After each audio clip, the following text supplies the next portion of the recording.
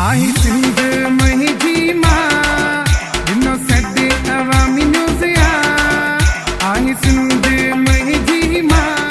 नाज़रीन, अवामी न्यूज़ में ख़बरनि जो सिलसिलो जारी है। हिन वक़्तु असीं तव्हांखे फैज़गंज में ख़बर ॾींदा हलूं त अवामी न्यूज़ जे ॾिनल सॾु सिंध मुंहिंजी माउ जे उनवान सां समूरी सिंध में भरपूर मोट मिली रही है। क़ौमी काज खे सक़ाफ़ती वेस पाए भरपूर अंदाज़ सां मल्हायो पियो वञे। फैज़गंज पका चांग में बि समूरी सिंध जीअं सिंध सक़ाफ़त जो ॾियारो जसकम पारां वॾे जोश ऐं जज़्बे सां मल्हायो पियो वञे। हिन हवाले खां वधीक तफ़सील ॿुधाए रहियो आहे फैज़गंज में शाहिद चांग पंहिंजी रिपोर्ट में। फैज़गंज पक्का चांग में पूरी सिंध जीअं अॼु सिंध सक़ाफ़त जो ॾींहुं जसकम पारां वॾे जोश ऐं जज़्बे सां मल्हायो पियो वञे, जंहिंमें रैली जी अॻुवाणी ख़ादिम शहर हिदायत चांग वकार मेमूण इश्तियाक चांग ऐं ॿियनि जसकम अॻुवाणनि ॿुधायो ॿेटनि ऐं दरियाहनि ते वफ़ाक़ कब्ज़ो करणु थो चाहे उहो वफ़ाक़ जो फ़ैसिलो नथा मञूं।